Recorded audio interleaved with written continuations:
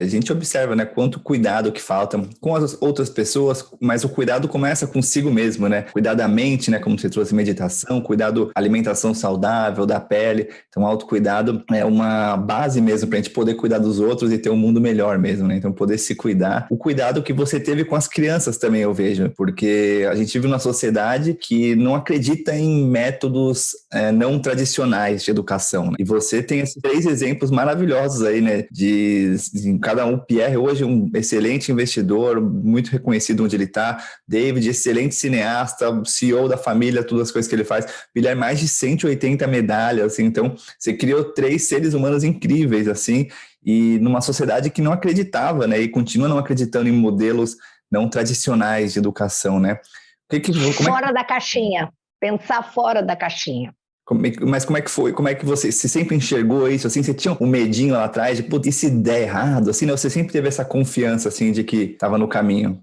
Não, eu saí com 2 tijolos aqui nos meus ombros, assim, desse peso. Imagina, eu estou falando em 1984, me preparei 10 anos, mas mesmo assim era a responsabilidade de que eu ia fazer com esses 3 indivíduos, esses 3 serizinhos, né? De 7, o Wilhelm, 10, o David, e 15, o Pierre. Como que eu ia educá-los, né? Mas para mim, que sou professora, a educação sempre foi uma educação global. Não era a educação só pedagógica que eles recebiam na escola. Então, as crianças sempre tiveram uma educação de curiosidade. E desde pequeno, leram sempre muito, todos eles leem muito, sempre tiveram a curiosidade, por que o céu é azul? Vamos procurar, vamos saber, vamos pesquisar. Mesmo, sabe, enciclopédia, levei uma enciclopédia de 18 volumes debaixo da minha cama. Mas assim, vamos pesquisar, vamos procurar e continuamos até hoje a ter esse espírito de curiosidade, de fazer as coisas fora da caixinha, improvisar. Não tem um barquinho, vamos construir vamos fazer com caixa de ovos. Então, nós sempre fizemos essa questão da educação informal. Então, para mim, as crianças, desde pequena, sempre falaram inglês, não escreviam, foram depois para uma escola americana no meio da viagem, mas assim, a educação para mim tem que ser integral, não é aquela coisa, você vai para a escola, aprende aquela matéria, volta para casa e não se conversa, não se fala. Então eu acredito que a educação tem que ser uma educação integrada, em tudo. Você está em casa, vamos fazer um bolo, como é que a gente aplica a fração, né? As frações naquele bolo, 1/4 de farinha de trigo, 3/4 de outro ingrediente. Então, corta uma pizza ao meio, 1/4, 1/8. Então, sempre, mas de uma maneira leve, não é assim que é rígido, mas isso tem que ser uma coisa que parte de você. Unir a educação dentro da sua vida no dia a dia. Que lindo.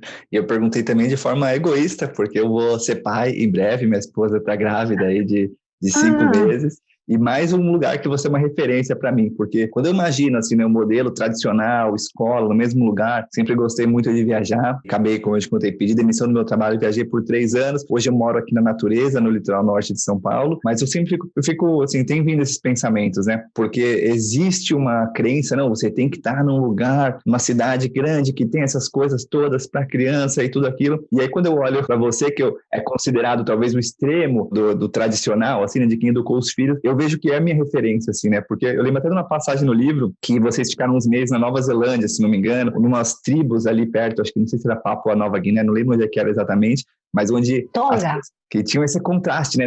Nova Zelândia e ali, né, uma coisa mais até indígena, assim, né? A gente até passou nossa lua de mel com os índios aqui no Xingu, assim, então eu vejo quanto que os indígenas têm para ensinar, né? Então esse modelo tradicional, ele é tão limitado, né? E você é mais essa referência, assim, né? Então, como é que eram esses contrastes, assim, entre os lugares que você ia, e aí você tinha a educação que você dava ali no próprio barco, mas nos lugares vocês ficavam mais tempo em menos lugares para ter esse contato direto, assim, né?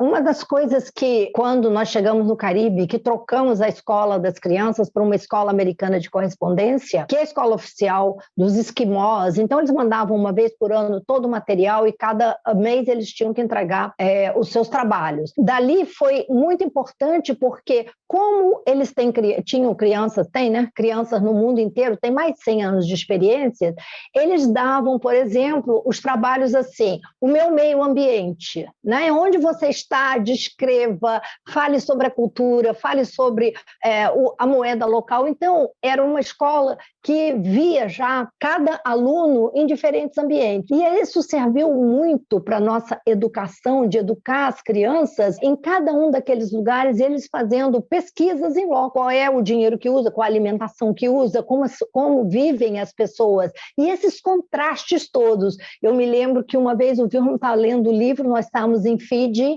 numa vila onde não há água encanada, que ensinou, inclusive, o cuidado com a água, porque eles tinham um poço d'água todo cercado de bambu e tinha um guardião do poço, que só ele tinha permissão de tirar a água e dar para os moradores, eram 80 moradores. E no trabalho da escola tinha um texto que diz assim, as pessoas do terceiro mundo que não têm água encanada, não sei o quê, são primitivas. Nós riscamos depois esse nome, né, primitivas. O que é primitivas? Eles tinham uma água que eles tinham assim, um maior respeito, mas eles viviam uma vida isolada ainda do tempo dos antepassados deles, até por sobrevivência, não podiam ir para a cidade, não podiam ir para lugar nenhum. Então, esse contraste, quando ele leu aquilo, ele falou, que primitivas? Eles têm uma vida muito legal, eles plantam, eles pescam, eles têm a sua água, mas eles têm muito cuidado com a água. E aquilo ali foi assim, uma maneira deles se relacionarem com o outro lado do mundo também, né? Saindo de uma casa que você abre a torneira, você tem água, então você começa a ver que as diferenças culturais não quer dizer ninguém colocar numa caixinha, esse é primitivo ou esse é atrasado, não. Cada um vive de acordo com a sua cultura. Isso foi uma lição assim, fundamental, e depois, lógico, o contraste numa cidade grande, quando você chega, que você tem tudo à vontade, aí você economiza água na hora de você tomar banho, que você pensa assim, a água é um bem finito, não é assim que você vai usar toda a água do mundo. Então isso foi muito importante, de passar nesses lugares.